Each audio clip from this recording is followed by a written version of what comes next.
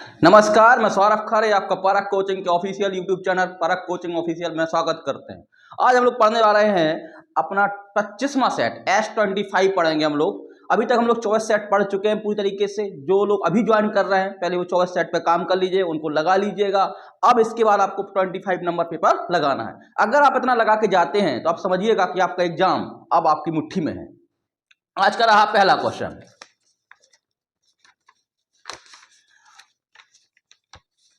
लिखा है त्रिभुज ABC में AB बराबर 4 सेंटीमीटर और AC की लंबाई AB से 25% अधिक है और BC की लंबाई AC से 20% अधिक है। सबसे बड़े कोण का द्विभाजक विपरीत भुजा को दो भागों में विभाजित करता है। छोटे खंड की लंबाई क्या होगी? छोटे खंड की लंबाई ज्ञात करना है। यहाँ पे पहला क्वेश्चन जो लिया गया है कह रहा है त्रिभुज ABC में त्रिभुज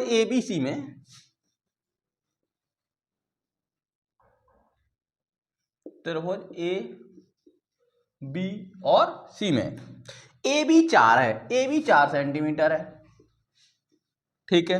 और कह रहा है AC की लंबाई AB से 25% अधिक है। AC की लंबाई AB से 25% अधिक है। देखो 25% होता क्या है? 25% वो कह रहा है, हम अगर 25% की बात करें, 25% का मतलब होता है 1/4। अगर 25% की वृद्धि करना है मतलब 1/4 में 4 में 1 की वृद्धि करना है। 4 में कितनी वृद्धि करना है? 1 की वृद्धि करना है। 4 में 1 की वृद्धि करने का मतलब हो गया AB से 25% अधिक है। तो अगर AB 4 है तो ये कितना होगा? कौन? आपका BC। BC कितना हो जाएगा? 5 सेंटीमीटर। BC कितना हो जाएगा? 5 सेंटीमीटर। AC की लंबाई AB से AC की लंबाई AB से 25 सेंटीमीटर है। AC की लंबाई हो जाएगी 5 सेंटीमीटर। आगे लिखा गया है BC की लंबाई AC से 20% अधिक है। BC की लंबाई जो है, BC की लंबाई AC से 20% अधिक है। 20% मतलब होता क्या है? 1/5। अब 5 में 1 की वृद्धि तो कितना हो जाएगा? ये 6 हो जाएगा। कितना हो जाएगा आपका? 6। अगर ये 5 है और 20% इसको बढ़ाना है तो 20% होता है 1/5। 5 से 1 बढ़े कितना हो जाएगा? 6। आगे लिख रहा है सबसे बड़े कोण का कोण द्विभाजक। सबसे बड़ा कोण क्या होगा? जो सबसे बड़ी भुजा के सामने होगा, ये सबसे बड़ा कोण होगा भाई। ये क्या होगा? सबसे बड़ा कोण होगा। सबसे बड़े कोण का कोण द्विभाजक विपरीत भुजा को दो भागों में विभाजित करता है। दो भागों में विभाजित करता है कोण द्विभाजक। दो भागों में विभाजित कर दिए। तो पूछा छोटे खंड की लंबाई क्या होगी? छोटे खंड की लंबाई क्या होगी? मान के चलो इस पॉइंट को हम यहाँ पे D मान ले रहे हैं। इस पॉइंट को क्या मान ले रहे हैं? हम लोग D मान ले रहे हैं। तो अगर ये द्विभाजक है, तो आप समझिएगा अंतः कोण द्विभाजक प्रमेय लगा देंगे। अगर ये बाइसेक्टर है आपका, हम लिख सकते हैं BD बटे DC का जो वैल्यू होगा वो कितना होगा? AB बटे AC। BD बटे DC का जो अनुपात होगा वो होगा AB बटे AC। कुछ नहीं करना है। इसका अनुपातिक मान ये होता है, इसका अनुपातिक मान ये होता है। आप याद रखिएगा हमेशा, इसका अनुपातिक मान ये जो यहाँ पे है वही अनुपातिक मान इसका, ये अनुपातिक मान इसका होता है। वही लिखा गया BD बटे DC बराबर हो जाता है AB बटे AC। छोटा भाग BD होगा। छोटा भाग क्या होगा? BD होगा। तो BD की जो लंबाई होगी 6 का पूरा टोटल कितना है? 6। और किस अनुपात में बांटना? 4:5। कितना अनुपात में? 4:5। तो ये हो जाएगा 4 बटे 5। 4 कितना हो जाएगा? 9। तो 3 तिरका 9 और 3 दूनी 6। 8/3 हो जाएगा। तो BD की जो लंबाई होगी 8/3 सेंटीमीटर हो जाएगी। बात क्लियर हो पा रही है? अगला सवाल देखा जाए।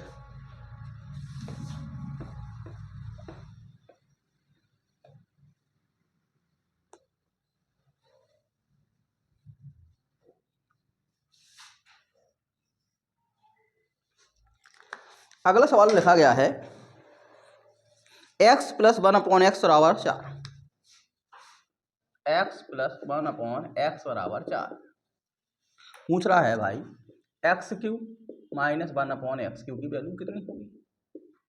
x + 1/x बराबर 4 पूछ रहा है x³ - 1/x की वैल्यू क्या होगी?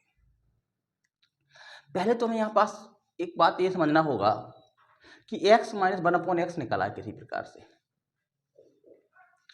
कितना निकला है? x + 1/x दिया गया है 4, एक्स क्यू माइनस 1/x³ की वैल्यू निकालना है। तो हम लोग अगर इसमें ये बात जानते हैं कि x माइनस 1/x का होल स्क्वायर कितना होता है, x प्लस 1/x का होल स्क्वायर माइनस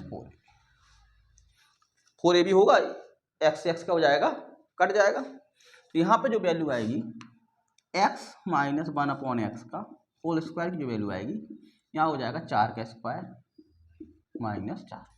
तो x माइनस 1/x का जो होल स्क्वायर आएगा तो 4 चौको 16 माइनस 4 कट जाएगा। तो x माइनस 1/x का जो होल स्क्वायर आएगा कितना आएगा 12 आएगा। तो क्या लिख सकते हैं x माइनस 1/x बराबर 2 दूनी 4 3 12 2√3 आएगा।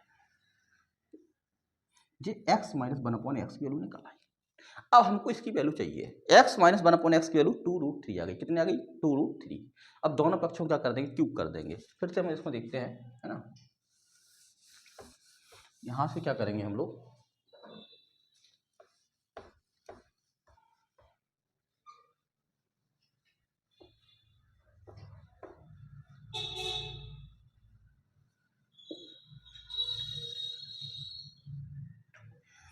तो यहाँ पे अगर हम लोग, अब हमारे पास आ गया x माइनस 1/x बराबर 2√3। दोनों पक्षों क्यू कर तो आंसर आपका आ जाएगा।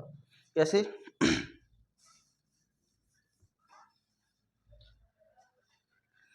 क्यू करेंगे तो x³ minus 1/x³ minus 3ab, x से x कट जाएगा और x माइनस 1/x। इसका क्यूब करेंगे तो कितना आ जाएगा 2 दूनी 4 दूनी 8, 2 का क्यूब, 3 का √3 का करेंगे 3√3 हो जाएगा। ये तो ठीक है। x³ minus 1/x³ minus 3 into कितना हो जाएगा 2√3, 24√3। x³ माइनस 1/x³ बराबर 24√3 प्लस 3 दूनी कितना 6, उस तरफ जाएगा 6√3। आंसर आएगा आपका 30√3। ये था आपका 24√3, यहाँ कितना था आपका 24√3, ठीक है ना। हो जाएगा 30√3। बात क्लियर हो पा रही है। कितना हो जाएगा 30√3। डी ऑप्शन आपका क्या हो जाएगा सही हो जाएगा, दूसरे का क्या हो जाएगा डी। अगला सवाल देखिएगा।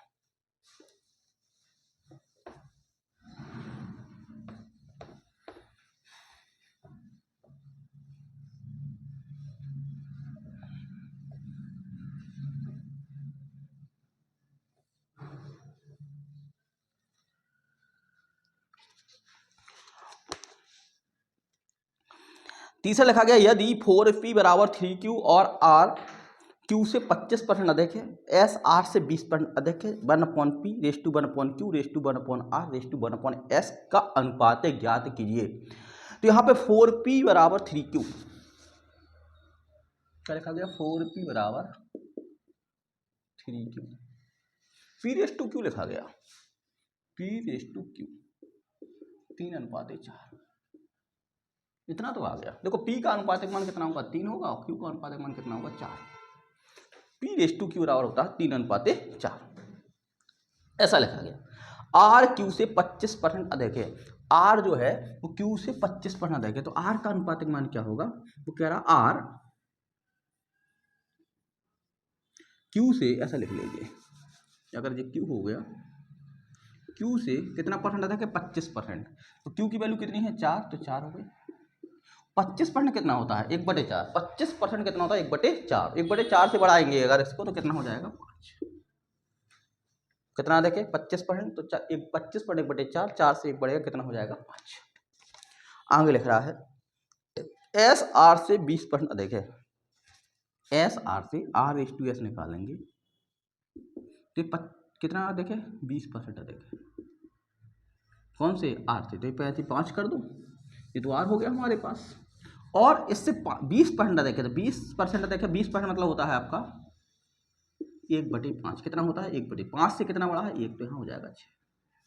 अगर हम p raise to q raise to r raise to s निकालें, p raise to q raise to r raise to s, p का मान 3, r का मान 4, q का मान 4, p q r का मान 5 और s का मान कितना है 6। 3:4:5:6। हम लोग को निकालना क्या है बेटा, 1/P अनुपात 1/Q अनुपात 1/R अनुपात 1/S।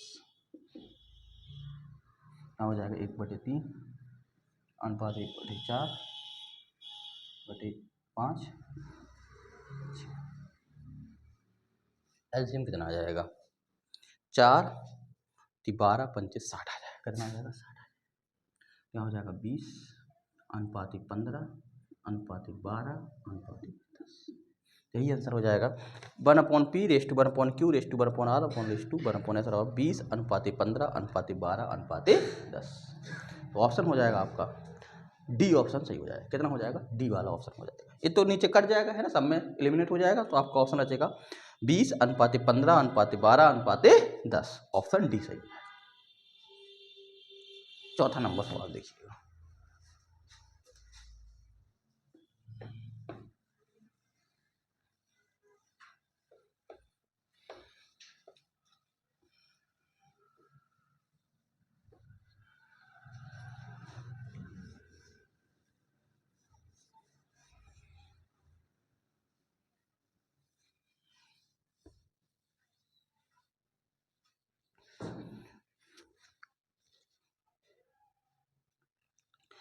चौथा लिख रहा है 1 किलोग्राम शक्कर के मूल्य में 30% की वृद्धि की जाती है और यह वृद्धि 48 रुपये की होती है।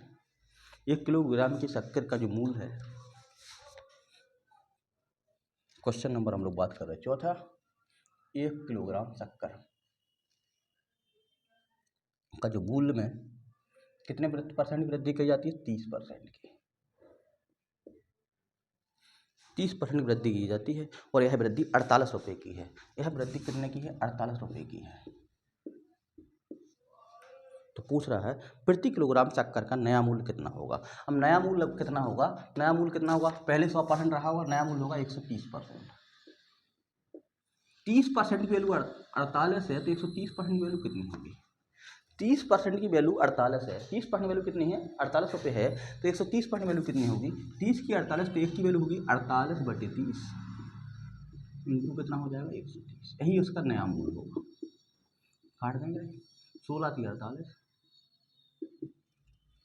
16 की 48, 4 16 एकम 16 4 20, 208 रुपये पर किलोग्राम हो जाएगी। तो उसका जो नया मूल्य होगा वो 208 रुपये पर किलोग्राम होगा। अगर प्रारंभिक पूछता तो 100% की वैल्यू निकालते। किसकी वैल्यू निकालते हैं हम लोग, 100% की वैल्यू निकालते। लेकिन यहाँ पूछा गया था कि नया मूल्य कितना है, तो नया मूल्य 130% की वैल्यू जो आएगी वो कितनी आएगी, 208 रुपये पर किलोग्राम। 5वां नंबर सवाल देखिएगा।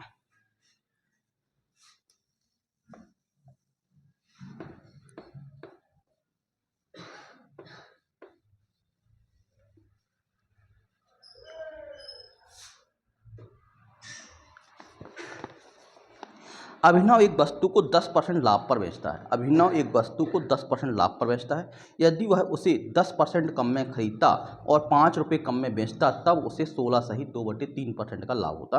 वस्तु का क्रय मूल्य ज्ञात कीजिए। अभिनव एक वस्तु को 10% लाभ पर बेचता है। तो ऐसे केसेस में आप सीपी को 100x मान लिया करिए। कितना भी कठिन सवाल हो आपका बहुत जल्दी निकलने वाला है। 10% लाभ पर बेचता है, 10% लाभ पर बेचता है, तो इसका एसपी जो होगा वो 110 हो जाएगा। यदि वह उसे 10% कम में खरीदता, अब वह कम में खरीदता तो कितने में खरीदता, 90x में। 10% कम में खरीदता क्या, तो 90x में खरीदता। बात क्लियर हो पा रही। और 5 रुपये कम में बेचता, और 5 रुपये कम में बेचता। अगर 5 रुपये कम, देखो यही कारण है, यहाँ परसेंटेज से कम हो रहा है, यहाँ रुपया से कम हो रहा है, इसलिए हमने x माना था। 110x माइनस करना हो जाएगा 5।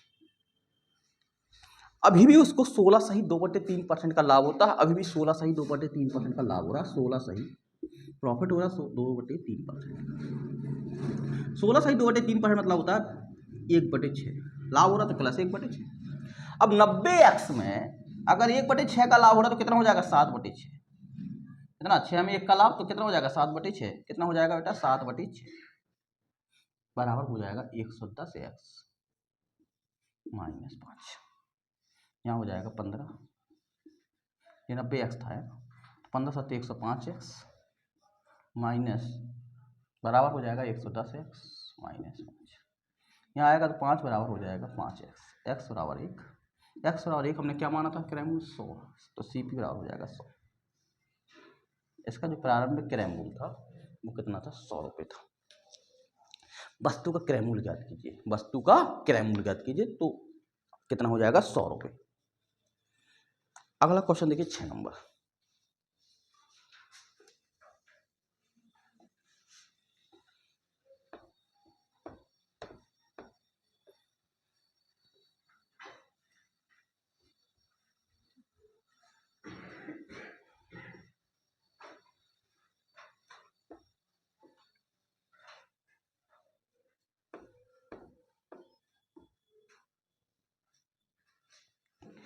छह नंबर लिखा गया है P बराबर cos x minus sine x, Q बराबर 1 minus sine Q x upon 1 minus sine x, R बराबर 1 प्लस कॉस क्यू एक्स बटे 1 प्लस कॉस एक्स। पूछ रहा है तब बताइए P plus Q plus R की वैल्यू कितनी होगी। एक क्वेश्चन पूछा गया P plus Q plus R की वैल्यू कितनी होगी। अगर आप इसमें गौर करें, देखो यहाँ पे P Q R और X 4 वेरिएबल है। कितने वेरिएबल, 4 वेरिएबल है। या तो इनको सॉल्व करा जाए, सॉल्व करने में कठिन, या put the value find the answer वाला काम करेंगे। पुट द वैल्यू का हम एक्स साइन एक्स को 0 मान लें। कहीं देखो पुट द वैल्यू करने में ये डाला है कि आपको कोई वैल्यू अनंत आ जाए, है ना। अनंत से बचना है हम लोगों को। कैसे बचना है हम लोगों को, अनंत से बचना है। अनंत से कैसे बचेंगे, अगर साइन एक्स और 0 रख देंगे तो कहीं अनंत तो नहीं आ रहा, अनंत भरना है आपका, वहाँ पर काम हो जाएगा। तो हम यहाँ पर मान लें एक्स बराबर 0, कितना रख दें, पुट वैल्यू रख दें एक्स बराबर 0। तो साइन 0 का मान 0 होता है, साइन 0 का मान कितना होगा 0, वो कॉस 0 का मान होता है 1। यहाँ से P बराबर निकलेगा हमारे पास 1। साइन 0 का मान 0, यहाँ भी 0, यहाँ Q बराबर कितना आएगा 1 बटे 1, बता Q बराबर भी कितना आ जाएगा 1। यहाँ पे cos x की वैल्यू 1 होती है, cos 0 कितना होता है 1 होता है, cos 0 कितना होता है 1 होता है। तो यहाँ पे हो जाएगा 1 प्लस 1 का Q 1 ही आएगा, 1 प्लस 1 का Q 1 ही आएगा, है ना। तो यहाँ आ जाएगा 2 बटे 2। हम कह सकते हैं R बराबर भी कितना होगा 1 होगा। अब हमारे पास हो गया P बराबर 1, Q बराबर 1 और R बराबर 1। आंसर कितना आएगा हमारे पास 3। आंसर कितना हो जाएगा 3। बात क्लियर हो पा रही। Put the value find the answer से इसको हम लोग सॉल्व करेंगे, ठीक है ना। इसी तरीके से करना ही सॉल्व, नहीं तो बहुत बड़ा हो जाएगा सवाल फिर आपको। अगला नंबर देखिएगा,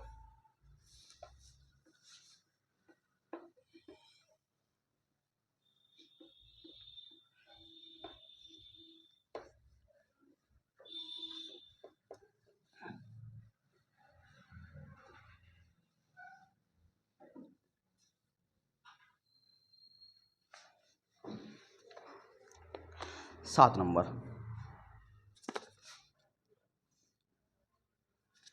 7 नंबर में लिख रहा है ए और बी व्यवसाय में क्रमशः 62,500 रुपये और 50,000 रुपये निवेश करते हैं। व्यवसाय चलाने के लिए लाभ में एक को प्रति माह 180 रुपये मिलते हैं और बाकी लाभ निवेश के अनुपात में बांटा गया है। यदि ए सालाना 5,980 रुपये प्राप्त करता है तो बी प्राप्त कितना करेगा। देखो जो ए और बी का पूंजी लगाने का जो क्रम है, ये पूंजी जो लगाता है 62,500 और ये जो पूंजी लगाता है 50,000 लगाता है। ए और बी व्यवसाय में कितना पूंजी लगाते हैं 62,500 और 50,000। व्यवसाय चलाने के लिए लाभ में से ए के प्रतिमाह 180 रुपये मिलते हैं, ठीक है।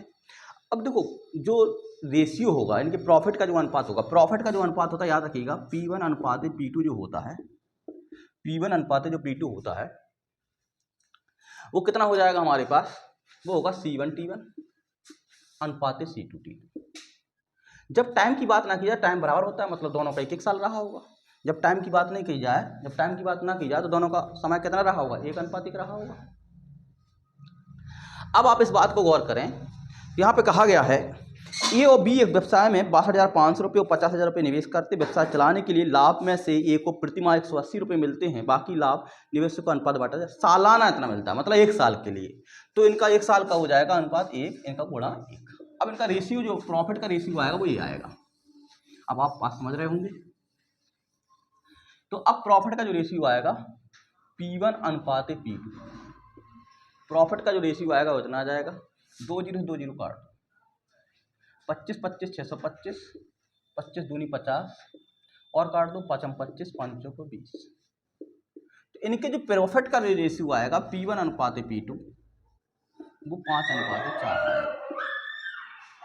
इनके जो प्रॉफिट का रेशियो आएगा वो कितना आएगा? 5 अनुपात 4। ठीक है ना। अब आगे कह रहा है ए को 80 रुपये पर माह मिलते हैं, वो तो अलग से मैनेजमेंट का मिलता है। ए को कितना 12 महीने मिल जाएगा। टोटल जो प्रॉफिट हो रहा था, टोटल जो प्रॉफिट हो रहा वो बता दें आपको। टोटल जो प्रॉफिट हो रहा था वो लिखा गया है इसमें 5,980, 5,980। इस प्रॉफिट में से ए को निकाल दो पहले। ए को कितना रुपये मिल रहा था? ए को जो मिल रहा था 180 रुपये प्रति माह, 180 रुपये प्रति माह। तो 180 गुणा 12, 12 0 12 98 9 12 1 12 9 2160 रुपया ए को वेतन के रूप में मिलेगा। 2160 के बाद ही बटेगा, 2160 के बाद ही बटेगा। अब बचा कितना बंटवारा के लिए? अब ए और बी का जो बंटवारा होगा वो इसमें बटेगा। हाँ, मतलब हो जाएगा 5,980 में से कितना घटा दें? 2160, 2160 यहाँ हो जाएगा 0 2 9 में से 1 गया 8, 5 2 गया 3, 3820 रुपये। अब इस रेशियो को 3800 किसमें मारना है? 20 रुपये में। तो कह रहा बी का लाभ कितना होगा? बी का 4 भाग होगा, तो बी की जो वैल्यू आएगी वो आएगी कितना? 3820 का 4/9, 3820 का 4/9।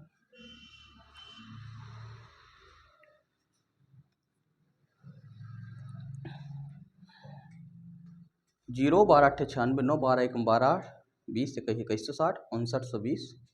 यहाँ पर देखा जाए बी को कितना बचेगा? बी को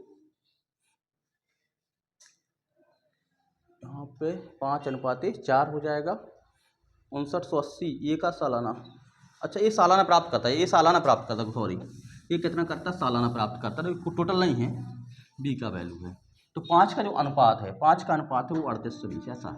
5 का अनुपात है वो 3820। ए का प्राप्त है जी, प्रॉफिट ए का है। किसका प्रॉफिट है? ए का प्रॉफिट। ए का प्रॉफिट 3820 हो जाएगा 2160 वेतन काटने के बाद। तो इसका मतलब कितना होगा? हम लोग कह सकते हैं 3820 बटे 5, एक का मतलब इंटू 4। 5 का हो दो 5 सत्ते 35, 35 3 5 छक्का 30, 5 चौका 20, 4 चौका 16, 4 छंग 24, 1 25, 4 सत्ते 28, 28 30, 356। तो बी जो इनकम कमाएगा वो कितना कमाएगा? 356। ए ऑप्शन आपका क्या हो जाएगा? सही हो जाएगा। एक्चुअली मुझे टोटल प्रॉफिट नहीं दिया था, ए का प्रॉफिट दिया था। अब बंटवारा कब होगा? जब उसकी वेतन निकालने के बाद बंटवारा होगा। वेतन निकालने के बाद क्या होगा? बंटवारा होगा। अगला नंबर देखिए 8 नंबर इस पेपर को। क्वेश्चन नंबर 8 लिखा गया है पी क्यू और पी आर केंद्र ओ के साथ वृत्त के बाहर एक बिंदु पी से वृत्त की स्पर्श रेखाएं हैं। यदि कोण क्यू पी आर 50 है तो कोण ओ क्यू आर प्लस कोण ओ आर क्यू का मान ज्ञात करिए। क्वेश्चन नंबर 8 क्या लिख रहा है? पी क्यू और पी आर केंद्र ओ के साथ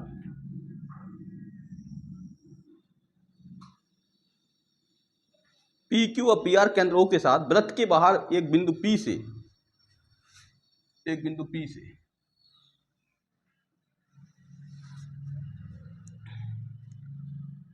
पी क्यू और पी आर, ये क्यू मान लो, ये आर मान लो, केंद्र ओ हो गया। तो कोण Q P R 50, Q P R 50 है, एक कोण आपका 50 है। तो पूछ रहा है ओ क्यू आर, पहले तो ये बना दो ओ क्यू आर इस कोण का, और ओ आर क्यू ये बना। कोण कितना होगा? का मान निकालना। अगर आप गौर करें अगर ये 50 होगा, देखो ये पूरा कोण आपका 90 होगा क्योंकि इस पर रेखा है ना, इस पर रेखा है और ये क्या है कैन से, इस पर रेखा कोण कितना होगा 90 डिग्री होगा। ये कितना हो जाएगा 90 डिग्री होगा। चतुर्भुज के चारों कोणों का योग 360 होता है तो 90 90 180 घट गया। अब डायरेक्ट आप जानते हैं कि ये 50 होगा तो 180, इन दोनों कोणों का योग कितना होगा आपका 180 अंश होगा। तो एक 50 हो गया तो ये कितना हो जाएगा आपका 130, कितना हो जाएगा 130। अगर 130 हो गया तो हम त्रिभुज OQR की बात करें, अगर त्रिभुज OQR की बात करें तो त्रिभुज के तीनों कोणों का योग 180 अंश होना चाहिए। तो 130 हो गया तो इन दोनों कोणों का योग जो होगा वो कितना होगा, ये दोनों कोण भी बराबर होंगे 25 25 के हो जाएंगे। इन दोनों कोणों का योग कितना हो जाएगा 50, 25 25 के हो जाएंगे क्योंकि दोनों त्रिज्याएं हैं। तो हम लोग लिख सकते हैं कोण OQR प्लस कोण ORQ बराबर कितना हो जाएगा 50, कितना हो जाएगा 50, 25 और 25 कितना हो जाएगा 50। अगला सवाल देखिएगा, क्वेश्चन लिखा गया है अगले में, एक ग्राफ दिया गया है। Read the following passage and answer the question that follow. निर्देश निम्नलिखित अवतरण का अध्ययन कीजिए और प्रश्नों के उत्तर दीजिए। निम्नलिखित आलेख में एक नगर में 5 वर्षों के दौरान व्यय किए गए जल की मात्रा, जो आपका वेस्ट वाटर है, व्यय किए गए पानी की मात्रा,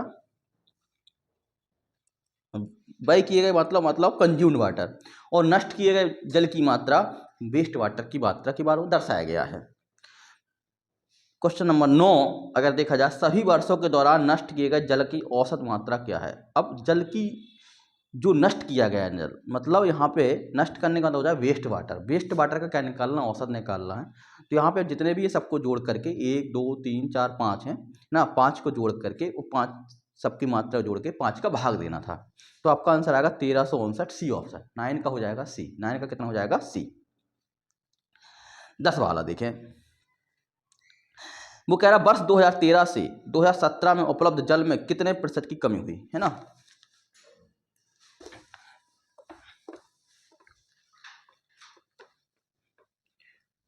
अगला कह रहा है 10 नंबर में, वर्ष 2013 से 2017 में उपलब्ध जल में कितने प्रतिशत की कमी हुई है। तो यहाँ पे 2013 से जल उपलब्ध जल में, उपलब्ध जल मतलब टोटल जल, उपलब्ध जल बात और क्या हो जाएगा टोटल जल है ना। तो 2013 में 10 नंबर देखें अगर, टोटल जल कितना हो जाएगा 2013 1955 और यहाँ हो जाएगा 1652। टोटल जल ये हो जाएगा, कितना कंज्यूम्ड किया गया कितना वेस्ट, टोटल जल हो जाएगा 5 2 7 5 5 10 9 6 15 1 16 और 3607 टोटल जल था 2013 में। 17 में उपलब्ध जल में कितने प्रतिशत की कमी हुई। 17 में क्या हाल चल रहा है भैया, 17 में 1588 था, 1239 था, 9 8 17 8 3 11 1 12 1 5 3 8 है। यहाँ कितनी कमी हुई निकालना है, बस कमी परसेंट निकालना। कैसे निकाल लेंगे आप, कितनी कमी हुई, कमी हो जाएगी 7 में 7 0, 10 में 2 गया 8 9, 16 में से 9 गया 7 3, 780 कमी कहाँ से हुई 3607। अब ऐसे मत करने लग रहा जैसे हमने कर रहे हैं, आपको देखना है 780 कमी हुई, कितनी कमी हुई 780 की।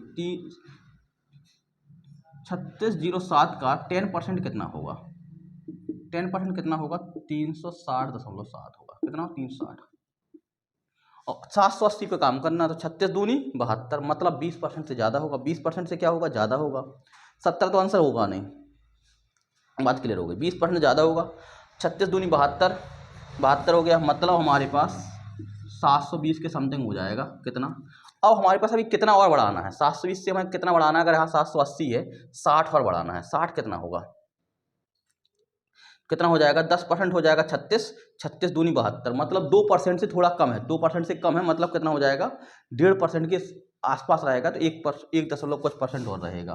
तो यहाँ पे कितना हो गया आपका 36 दूनी 20% तो पहले हो गया था, प्लस 1% के समथिंग मतलब 2 से कम है, 2 से मैक्सिमम 2 है तो अगर यहाँ कितना हो जाएगा 22%, 2 से थोड़ा कम है तो आपका आंसर आपको मैच करना है तो कितना हो जाएगा 21.62। अब भागा मत देने लगना, आपको ये देखना है 10% कितना होता है, 10% कितना बचा 36 दूनी 72, 20% में 720 कवर कर लेगा। अब बचेगा कितना 60 बचेगा, 60 में 3607 का 10% तो आप कितना हो गया 1% कितना होता है 1% होगा इसका इतना इसका आ जाएगा 36.07। इसके हमें अभी एक पॉइंट निकालेंगे, यहाँ से एक पॉइंट निकालेंगे, है ना। ये तो कितना हो जाएगा आपका 3607। इस तरीके से हम लोग इसको सॉल्व कर सकते थे। 11 नंबर वाला हो जाएगा बी ऑप्शन 1319। 11 का कितना हो जाएगा बी ऑप्शन 1319। 12 में परसेंट निकालना है, 12 का बी हो जाएगा 14%, 12 का बी 14%। अब हम लोग बात करते हैं 13 नंबर से, ठीक है। 13 नंबर सवाल देखिएगा।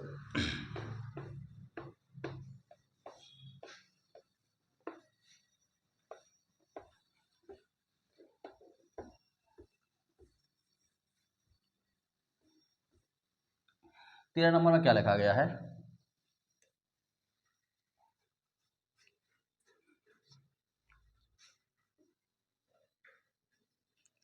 11 संख्याओं का औसत 32 है। 11 जो संख्याएं हैं, 11 संख्या का एवरेज जो है, नंबर 11 है, एवरेज कितना है 32 है, ठीक। फिर कह रहा है पहली 6 संख्याओं का औसत 26 और अंतिम 6 संख्याओं का औसत कितना है 36 है। अगर इसको हम इस तरीके से लगाएं, पहली 6 संख्याओं का औसत, पहले से लेकर के 6 संख्याएं अगर ली जाए तो इनका एवरेज जो है वो कितना हो जा रहा है हमारे पास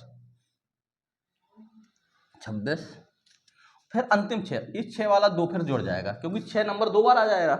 अंतिम 6 का जो एवरेज है, अंतिम 6 का जो एवरेज वो 36 है। तो 6 से लेकर कितना हो जाएगा आप 11 तक, इनका एवरेज कितना हमारे पास 36 है। ये 2 नंबर डबल हो जा रहा है, ये 6 नंबर वाला डबल होगा, इसको 1 नंबर को निकालना, बाहर फेंकना निकाल के। और 11 नंबर देखा जाए तो उनका औसत कितना था 32 था। 11 नंबर देखा जाए तो उनका औसत कितना था 32 था। ये हम आपको सांख्यिकी वाले मेथड से बता रहे हैं। 32 था, 32 से कितना कम है, 32 से कितना कम है, 32 से अगर एक कम बताए तो 6 कम है। और कितनी संख्या है 6, 36। यहाँ से जो कमी आ रही है वो 36 की कमी आ रही, यहाँ से जो कमी आ रही है वो कितने की आ रही है 36 की कमी आ रही। यहाँ से कितना ज़्यादा है 4 ज़्यादा है, और सब में 6 4 4 ज़्यादा होगा, 6 चौको 24। इसमें आपस में क्या रहा, आपस में रहा इसमें -12 की कमी। कुल मिला के अगर देखा जाए आपस में -12 की कमी हो गई, माइनस में आपस में कितनी -12 की कमी हो गई। ये था 32, तो छठवां जो नंबर रहा होगा 32 - 12 और कितना हो जाएगा 20। एक तरीका ऐसा भी लगा सकते थे, एक तरीका ऐसा हो जाएगा। यहाँ 6 की कमी हो रही थी, 6 संख्या में 36 की, यहाँ पे 6 संख्या, यहाँ वो संख्या जुड़ी है, इसको बाहर निकालना, -12 है उसको बाहर निकाल दो, 32 में से -12 गया कितना बचेगा 20। तो छठवीं संख्या का जो मान होगा वो 20 होगा, छठवीं संख्या का जो मान होगा वो कितना होगा 20 होगा। एक मेथड ऐसा था। इसका दूसरा मेथड देख लीजिए जो आमतौर पर हम लोग लगाते हैं, जो उस समय का मेथड है जब आपका दशमलव वगैरह में आ जाए सवाल, उस तरीके से आए तो वहाँ पर दिक्कत होती है, ठीक है। अगर दूसरे मेथड से देखा जाए,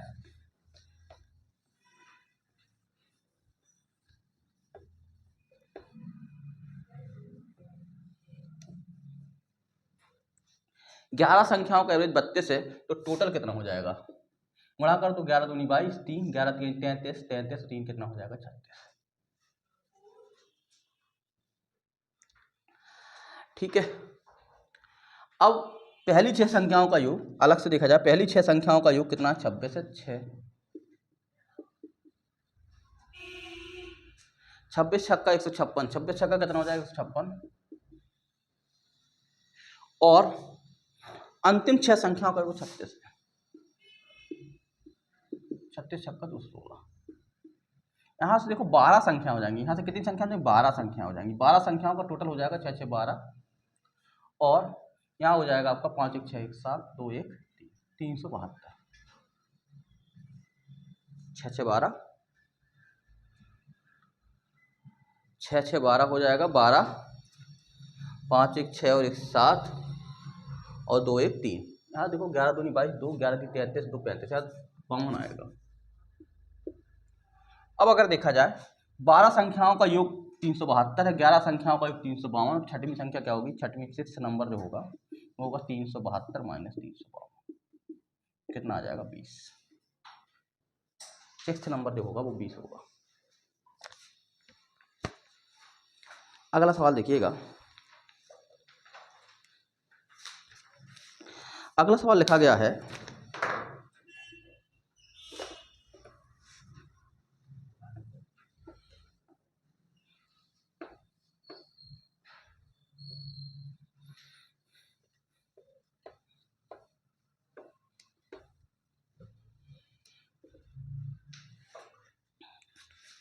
अगला सवाल जो लिखा गया 14 नंबर, एक निश्चित राशि पर 10% की दर से 2 वर्षों का साधारण ब्याज 1000 रुपये है, इन 2 वर्षों बाद कुल राशि कितनी होगी।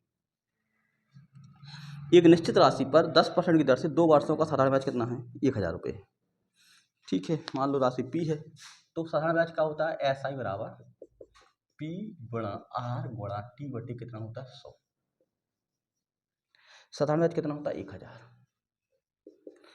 पी निकालना है, आर की वैल्यू 10% है और टी के लिए कहा गया 2 वर्ष। अब डायरेक्ट कह सकते थे 20%, एक वर्ष में 10% तो 20% की वैल्यू 1000 थी, ऐसे भी कर सकते थे। यहाँ कितना हो जाएगा 10 2 5, पी बराबर हो जाएगा 5000। तो पूछ रहा है इन 2 वर्षों के बाद कुल राशि मतलब पी तो ये है, ब्याज कितना है 1000 है, एस आई कितना है 1000 है, तो टोटल कितना हो जाएगा 6000। टोटल कितना हो जाएगा 6000। अगला सवाल देखिएगा,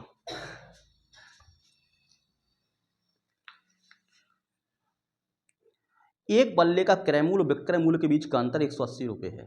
एक बल्ले का क्रय मूल्य और विक्रय मूल्य के बीच का अंतर 180 रुपये है। यदि 20% का लाभ होता है तो बल्ले का विक्रय मूल्य ज्ञात कीजिए।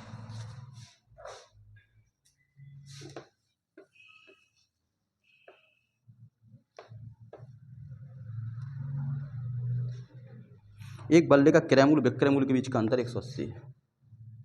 Question number 15, CP raise to SP, cost price raise to sale price का अंतर कितना है 180। ठीक है, और यदि लाभ 20% का है, 20% का लाभ का मतलब कितना होगा 1/5 होगा। 1/5 कितना होगा 5 होगा। अगर किराया मूल्य 5 है और लाभ हो रहा है 5 में 1 का, कितना हो जाएगा 6। इनका डिफरेंस कितना है 1। 1 की वैल्यू कितनी दी गई है, 1 की वैल्यू दी गई है 180 रुपये। 180 रुपये, तो बल्ले का विक्रय मूल्य कितना होगा 6। 1 का मतलब 180 तो बड़ा 180 कर दो, 18 छक्का 100 1080। बल्ले का जो विक्रय मूल्य होगा 1080 रुपये होगा। विक्रय मूल्य होगा वो 1080 रुपये। बात क्लियर हो पा रहे हैं। अगला देखिएगा 16 नंबर,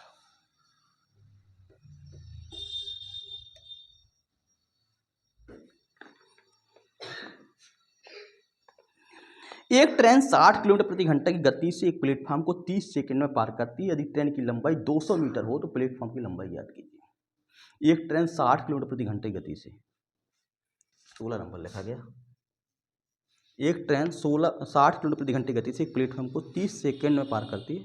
ट्रेन की लंबाई दी गई है, एक ट्रेन है और ट्रेन की लंबाई जो है वो 200 मीटर की है। एक प्लेटफॉर्म को पार करती है, ये प्लेटफॉर्म एल लंबाई का। तो प्लेटफॉर्म की लंबाई ज्ञात करना है, कितने सेकंड में पार कर रही है जी 30 सेकंड में। और ट्रेन की जो चाल है वो 60 किलोमीटर प्रति घंटा है। तो चाल और दूरी बटे समय, ट्रेन पार कर रही है 60, अब मीटर प्रति सेकंड बदलेंगे तो क्या हो जाएगा 5/18। ट्रेन 200 मीटर की है, प्लेटफॉर्म एल का है, बटे कितना आएगा 30। 6 18 6 10 3 कितना हो जाएगा 10, यहाँ हो जाएगा 500 बराबर 200 प्लस है एल बराबर 300। प्लेटफॉर्म की लंबाई कितनी होगी 300 मीटर होगी। प्लेटफॉर्म की लंबाई कितनी हो जाएगी 300 मीटर हो जाएगी। 17 नंबर क्वेश्चन देखिएगा,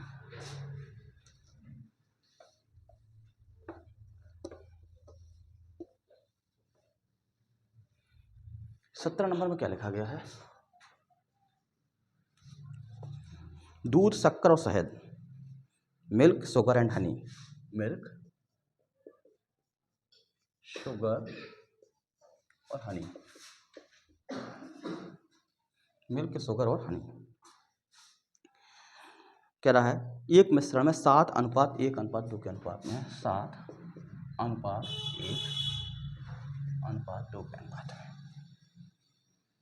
21 किलोग्राम दूध है हमारे पास। ये समझिए 21 kg ये है, 4 किलोग्राम शक्कर है और 5 किलोग्राम शहद है। इस अनुपात में हमको बनाना है, इस अनुपात में बनाना था। पहला काम देखिए वो क्या कह रहा है, अधिकतम बनाना है, अधिकतम। गौर करना इस बात को, क्या कह रहा सवाल, अधिकतम मिक्सचर बनाना है तो अधिकतम उपभोग कर पाएँ।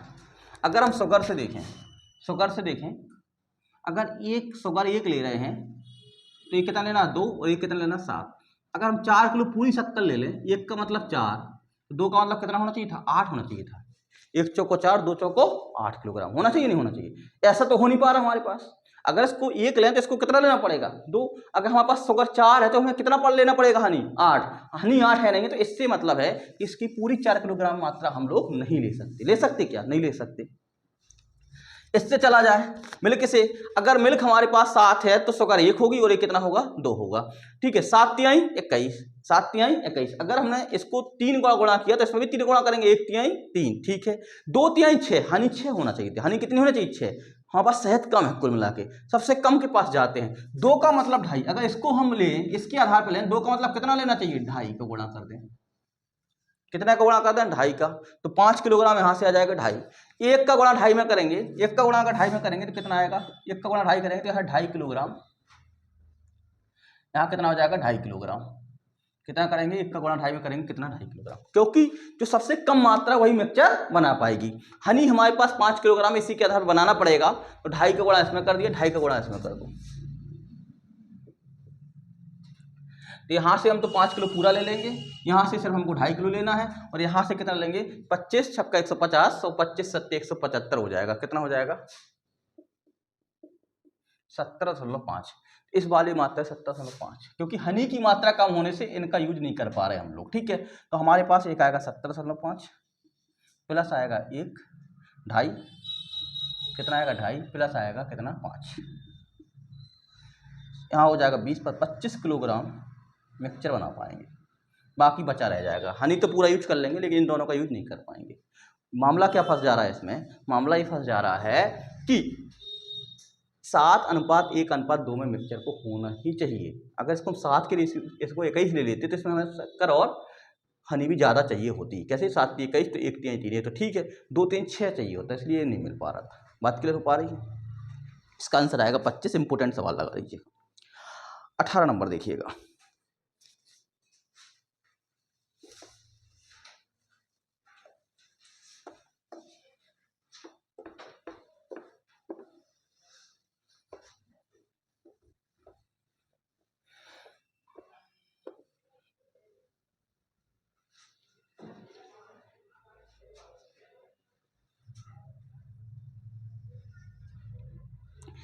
तीस छात्रों की एक कक्षा में 15 छात्र मराठी बोल सकते हैं, 17 हिंदी बोल सकते हैं, 13 अंग्रेजी बोल सकते हैं, 5 छात्र अंग्रेजी और मराठी दोनों बोल सकते हैं। इनमें से 2 हिंदी भी बोल सकते हैं, 6 छात्र केवल अंग्रेजी बोलते हैं, 7 छात्र केवल हिंदी बोलते हैं, कितने छात्र केवल मराठी बोलते हैं।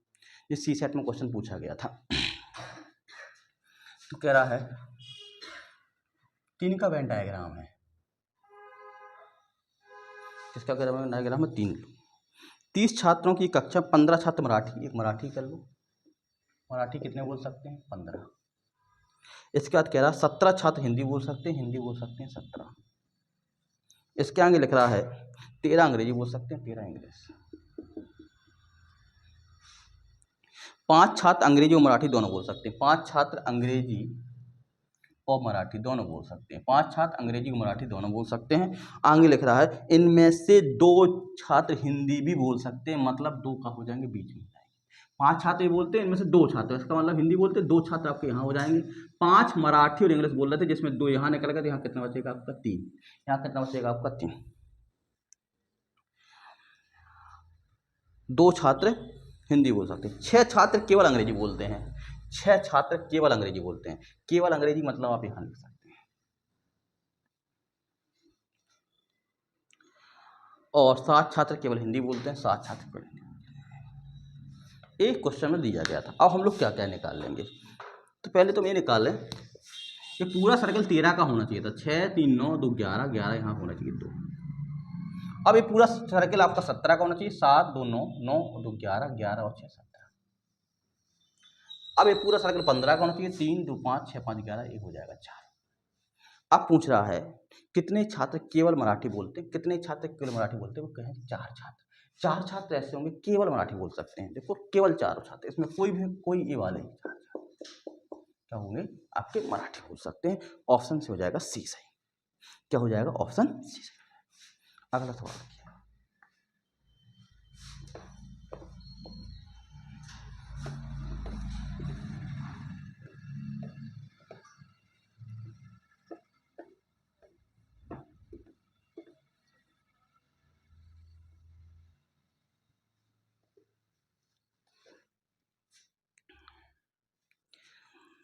लिख रहा है 19 नंबर सवाल। ये percentage of complete work under 20, ऐसा लिखा है अंडर 20। इसके जो नंबर ऑफ डिस्ट्रिक्ट हैं वो कितने हैं? 2 हैं, ठीक है। फिर अंडर 40, इसके जो नंबर ऑफ डिस्ट्रिक्ट है वो 5 है। अंडर 60, इसके जो डिस्ट्रिक्ट है वो 7 है। अंडर 80,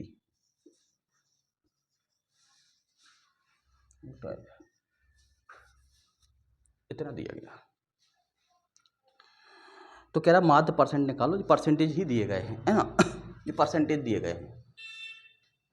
इसको अगर वैसा लिखें, इसको हम लोग अपने हिसाब से बनाए, नया पैराग्राफ बनाए 1 से लेके 20 तक, अंडर 20, 1 से लेके 20 के बीच में, है ना, कितना है? 2। नया बना रहे हैं हम लोग 2। अब यहाँ से लेकर टोटल, यहाँ ये टोटल कितने आपकी CF दी गई, कॉम्युलेटिव फ्रिक्वेंसी दी गई थी, ये 2 हैं और 40 तक कितने? 5 हैं। तो इनको अलग अलग करेंगे तो यहाँ कितना बचेगा आपका?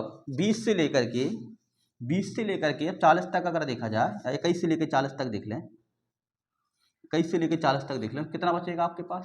3 बचेगा। आप यहाँ पे इंटरवल अपने हिसाब से बना लीजिए ना, कोई 1 से लेकर 19 तक बनाएगा तो फिर यहाँ 20 से लेकर 40, इस तरीके से करना पड़ेगा। इंटर 2 कितना बचेगा? 3, क्योंकि 5 थे यहाँ तक, 2 ले चुके, यहाँ पे कितना बचेगा? 3 बचेगा। फिर हमारे पास क्या बचा? 40 हो गया, यहाँ हो जाएगा 41 से लेकर के 60 तक, 60 तक हो जाएगा। यहाँ तक 5 ले चुके हैं, यहाँ कितना बचेगा? 2 बचेगा। और 61 से लेकर के यहाँ कितना हो जाएगा हमारे पास? 80। यहाँ तक कितना? 7 ले चुके हैं, तो 12 थे, यहाँ तक 7 ले चुके हैं, तो कितना बचेगा? 5। अगर हम देखें इसमें एक बार फिर से लगाएं, अगर 1 और 20 का मध्य कितना होगा? लगभग 10 होगा। 10 है 2 बार, यहाँ कितना हो जाएगा? 30 है 3 बार। इसका माध्य, इन इस इंटरवल का माध्य हमने के लिया 30 ले लिया। इसका कितना हो जाएगा? 40। कई लोग यहाँ 40 कर देना, है ना, अगर आपको समस्या हो रही हो तो यहाँ पे 19 कर देना, नहीं तो आप कहें सर ऐसा क्यों कर दिया, क्योंकि अंडर कह रहा था, है ना। यहाँ कितना हो जाएगा? 21 से 40, 20 से 40, यहाँ हो जाएगा 40 से 60, यहाँ हो जाएगा 60 से 80, ठीक। अब कोई समस्या नहीं होगी। यहाँ हो जाएगा कितना आपका मध्य, इसका मध्य कितना? 60, 50, 50 गुणा कितना होगा? 2, यहाँ हो जाएगा आपका 70, 70 गुणा 5, यहाँ हो जाएगा 20, यहाँ हो जाएगा 90, यहाँ हो जाएगा 100, यहाँ हो जाएगा 350, यहाँ हो जाएगा 0, 9 5 14, 14 14 16, 1 3 2 5, 560। अब कितने हमारे पास टोटल फ्रिक्वेंसी कितनी है? 12। सबको जोड़ेंगे तो 12 निकलेगा, बट्टी 12, तो 560 बट्टी 12, 12 चौक 48, 12 पंची 60, 8 बचेगा, 8 80, 12 छंग 72, तो 46 कुछ आने वाला है। तो देखो 46 कुछ में ऑप्शन डी वाला सही हो जाएगा। क्या हो जाएगा? ऑप्शन डी, मतलब 47, है ना। ऑप्शन डी बहुत इंपॉर्टेंट क्वेश्चन है, सीजीएल मेंस वालों की दृष्टि से ऐसे क्वेश्चन पूछे जा सकते हैं। क्वेश्चन नंबर 20 देखिएगा।